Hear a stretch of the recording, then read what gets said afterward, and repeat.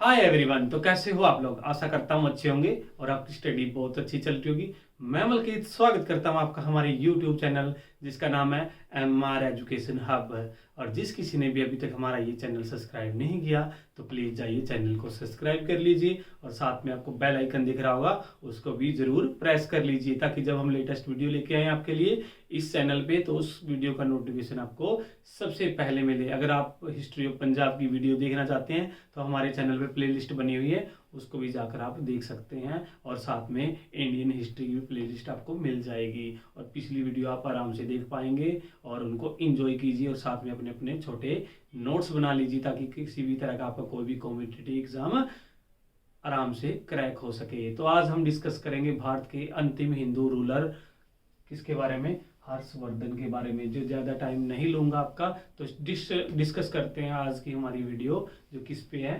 हर्षवर्धन के ऊपर। तो सबसे पहले हमें यही क्वेश्चन बनेगा कि भारत का अंतिम हिंदू रूलर कौन था, तो वो कौन था, हर्षवर्धन। तो सबसे पहले जानते हैं इनकी जीवनी के बारे में या इनके जीवन के बारे में। तो हर्षवर्धन का जन्म 590 AD 590 AD में जन्म हुआ किसका, हर्षवर्धन का।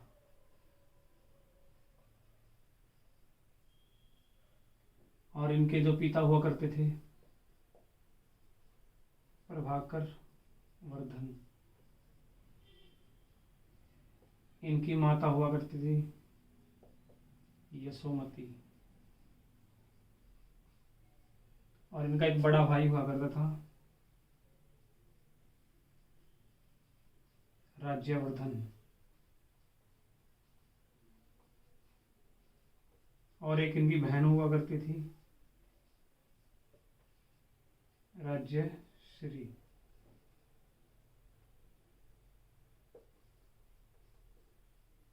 क्लियर? देखो दोबारा समझते हैं। आज हम डिस्कस कर रहे हैं हर्षवर्धन या वर्धन डायनेस्टी के एक महान रूलर या महान योद्धा के बारे में जिसका क्या नाम है, हर्षवर्धन, जिसका जन्म 590 AD में हुआ। जिनके पिता कौन हुआ करते थे, प्रभाकर वर्धन और इनकी माता हुआ करती थी यशोमती और उसके बाद एक इनका बड़ा भाई हुआ करता था राज्यवर्धन और इनकी बहन का नाम था राज्यश्री। तो बात क्या हुई थी, जिस टाइम कौन बैठा था रूलर, जब मतलब कहने का मतलब हर्षवर्धन अभी तक गद्दी उस पे रूलर नहीं बना था, कौन था, प्रभाकर वर्धन 605 में। तो उस क्या ऐसा कहा जाता है कि 605 में जब मृत्यु हुई किसकी, प्रभाकर वर्धन की, तो उसके बाद रूलर कौन बना, राज्यवर्धन। कहाँ का, थानेसर का, थानेश्वर का, ठीक है ना। और अगर आपसे पूछे कि हर्षवर्धन ने अपनी राजधानी कौन सी बनाई थी तो सबसे पहले ऐसा कहा था उस टाइम हुआ करती थी थानेसर राजधानी, थानेश्वर उनकी कैपिटल हुआ करती थी।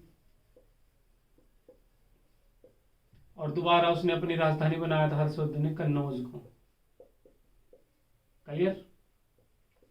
तो एक तो पहले क्वेश्चन ये बनेगा क्योंकि ये लास्ट क्या था, हिंदू रूलर, भारतीय इतिहास का लास्ट हिंदू रूलर ही कौन हुआ, हर्षवर्धन। देखो मैंने आपको स्टोरी क्या बताई, जिस टाइम कहने का मतलब हर्षवर्धन अभी तक रूलर नहीं बना था, रूलर कौन हुआ करता था, उसके पिताजी कौन थे, प्रभाकर वर्धन, जिसकी जो मृत्यु है कब हुई, 605 AD में हो गई थी। उसके बाद उसका बड़ा भाई क्या बना, रूलर बना, कहाँ का, थानेश्वर का। और उसके बाद गद्दी पर कौन बैठेगा, हर्षवर्धन, कहने का मतलब रूलर बनेगा। लेकिन उससे पहले एक घटना हो गई थी, मैं नॉर्मल वे में समझाऊंगा कि घटना क्या थी। तो इससे पहले तो हमें क्वेश्चन देखने क्या बनेंगे, इधर से ही डिस्कस कर लेते हैं। तो सबसे पहला क्वेश्चन पूछेगा भारत का अंतिम या आखिरी रूलर कौन था हिंदू, वो कौन था, हर्षवर्धन। अगर आपको दिल्ली का पूछा जाए तो वो कौन था, हेमू। क्लियर? तो इसमें आपको डिफरेंस मिल जाएगा। अगर दिल्ली का पूछा जाए अंतिम, या कहने का दिल्ली सल्तनत जला करती थी उस टाइम, या मुगल आए थे उस टाइम, कौन हुआ करता था, हेमू हुआ करता था।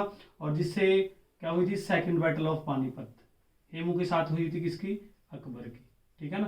तो उसका आंसर ये आएगा। अगर पूछा जाए भारत का अंतिम हिंदू रूलर कौन था तो वो कौन आएगा, हर्षवर्धन आएगा। अगर आपसे माँ का नाम पूछा जाए यशोमती, अगर पिता का नाम पूछा जाए प्रभाकर वर्धन जो 605 AD में मर चुका था। बड़ा भाई राज्यवर्धन हुआ करता था जो कहाँ का रूलर बना था बाद में, थानेसर का या थानेश्वर, हरियाणा में जगह एक बहन कौन थी? राज्यश्री हुआ करती थी। तो अब जानते हैं उनकी स्टोरी के बारे में। और राजधानी उन्होंने पहले क्या बनवाया? पहले कौन सी राजधानी बनाई अपनी? थानेश्वर। और उसके बाद उसने हर्षवर्धन ने अपनी राजधानी किसको बनाया? कन्नौज को। और कन्नौज को क्यों बनाया? इसके पीछे भी वजह थी जो मैं आपको अभी बताऊंगा। तो ये आपको समझ में आ गया होगा। तो डिस्कस करते हैं अगली स्टोरी को। तो एक देवगुप्त नाम का एक रूलर हुआ करता था जो कहां पर था? मालवा में।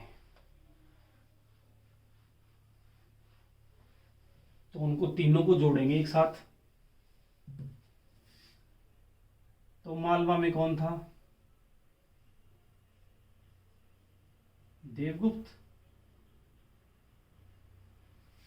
इधर लिख देता हूं, बंगाल में था शशांक।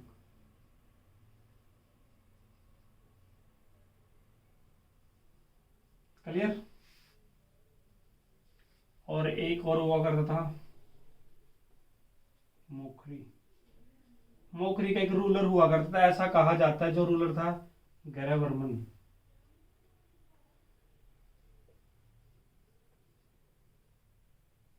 तो ये तीनों कड़ियां जोड़नी है हमें। कैसे? देखो, जो मोखरी का गवर्नर जो था, उधर का रूलर था, उसके जो वाइफ हुआ करती थी हर्षवर्धन की बहन, जिसका नाम था राज्यश्री।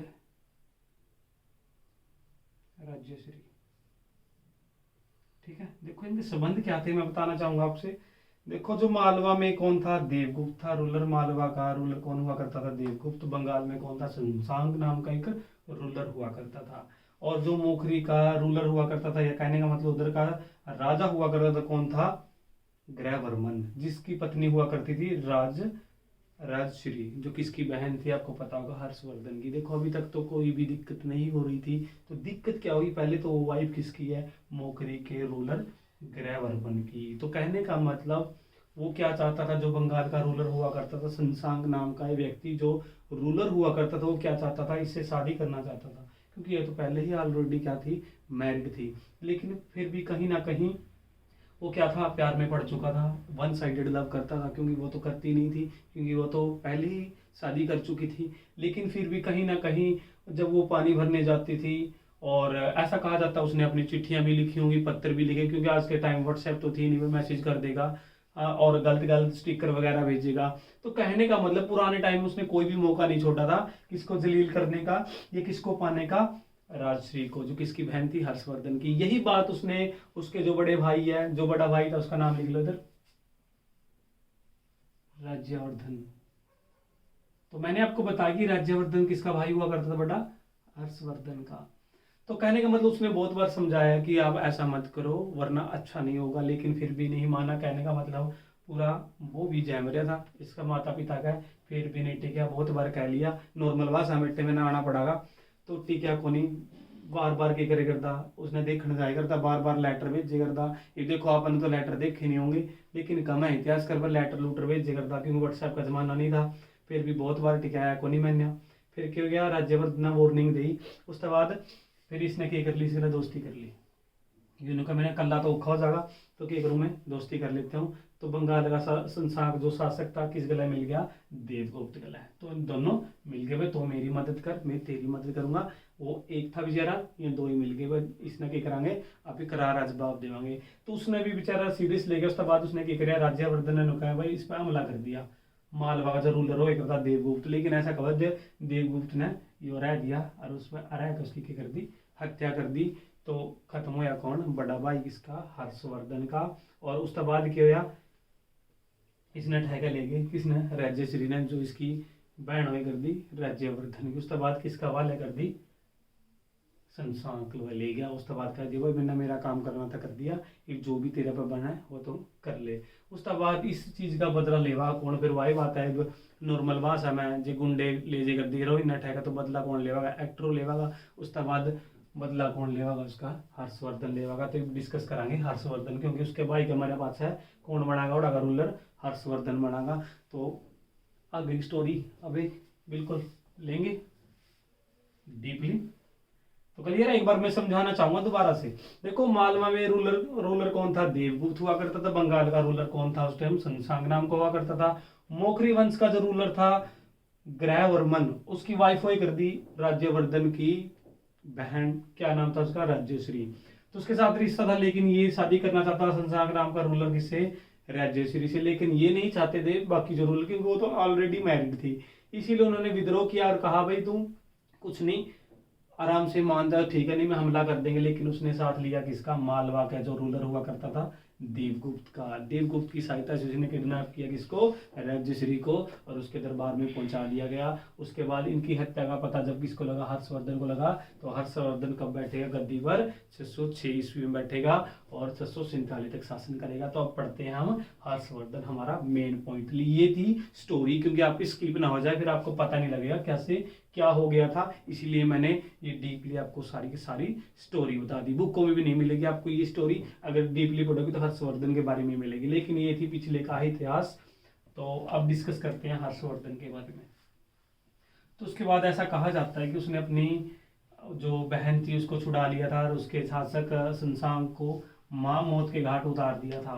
उसके बाद उसने अपने जो साम्राज्य का विस्तार करना स्टार्ट किया था। और ऐसा कहा जाता है जब उसने अपने राज्य का विस्तार किया और उसको छुड़ाया, तो उसने अपने किसको बनाया राजधानी, या उसकी ही बहन को क्या बना दिया था, थानेसर का रूलर।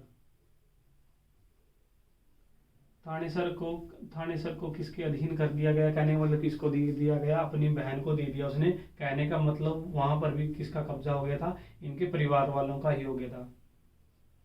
ठीक है ना, क्योंकि ये निरंतर कर सकता था वो आराम से बैठा बैठा, क्योंकि इसके अंडर आ गया था। उसकी बहन को बना दिया गया वहां का रूलर, क्योंकि ये आराम से वहां से कंट्रोल कर सकता था। उसके बाद इससे बनने वाला ऐसा क्वेश्चन आएगा, उसके बाद इसने क्या किया था, 606 में चलाया था हर्षवंत,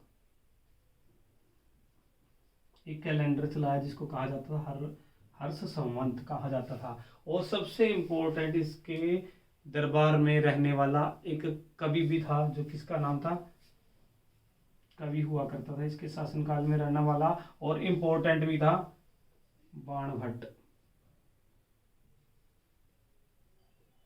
बाणभट्ट नाम का एक कवि हुआ करता था इसके दरबार में, और उसने बहुत सारी रचनाएं भी रची हैं। और उसमें सबसे इंपॉर्टेंट है हर्षचरित्र। हर्षचरित्र नाम की उसने रचना की है। उसके बाद आपसे एक और इम्पोर्टेंट क्वेश्चन पूछा जाएगा, जो काफी बार क्वेश्चन पूछ भी लिया जाता है, पिछली बार भी शायद एसएससी सीजीएल के एग्जाम में आया हुआ था। तो पूछा जाएगा कि जो चीनी यात्री हुनसांग नाम का एक चीनी यात्री हुआ करता था, तो किसके दरबार में आया था, वो आया था हर्षवर्धन के शासनकाल में। कब आया था, 629 एडी में।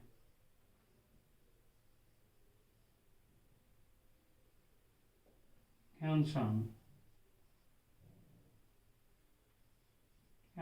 नाम का क्या आया था, एक चीनी यात्री।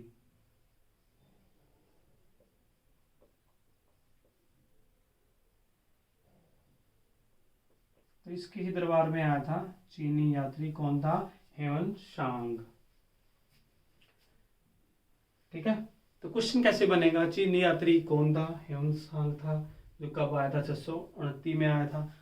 किसके दरबार में आया था, हर्षवर्धन के दरबार में आया था, जो एक लास्ट हिंदू रूलर हुआ करता था।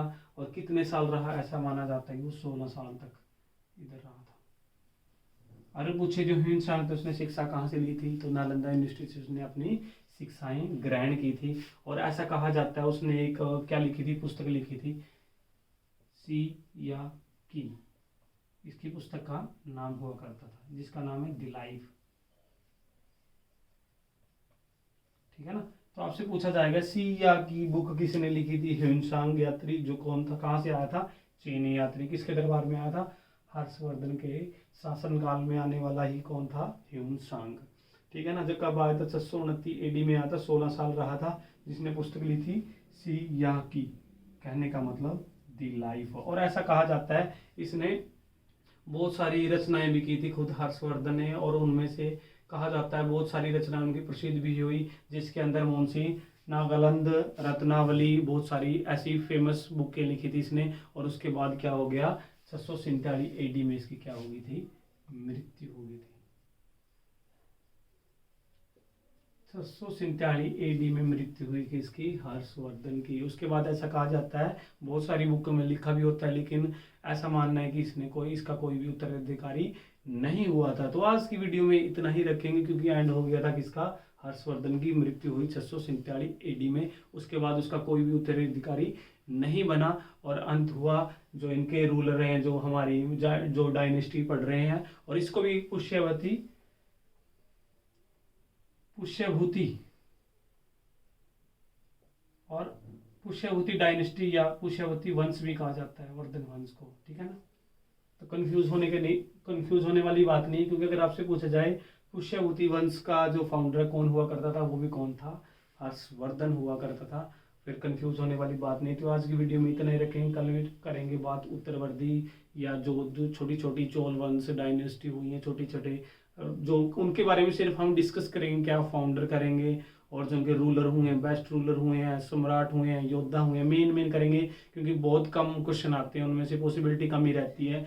तो मेन में ही अब मेरा यही उद्देश्य है कि हर एक वीडियो में आपको पॉइंट टू पॉइंट सारी चीजें समझाई जाएं, कोई भी किसी तरह का फालतू आपसे नहीं करवाया जाएगा, जो मेन मुद्दा होगा वही करवाया जाएगा, क्योंकि आपका कॉन्सेप्ट क्लियर होना चाहिए। उसके बाद तो वहीं इतिहास की बुक में लिखा है जो मैं इधर आपको समझा रहा हूँ आराम से। तो आज की वीडियो में इतना ही रखें, कल मिलेंगे नेक्स्ट वीडियो के साथ। तब तक के लिए हंसते रहिए, मुस्कुराते रहिए, हमारे चैनल के साथ जुड़े रहिए। तो कल मिलते हैं नेक्स्ट वीडियो के साथ। तो तब तक के लिए खुदा हाफिज़।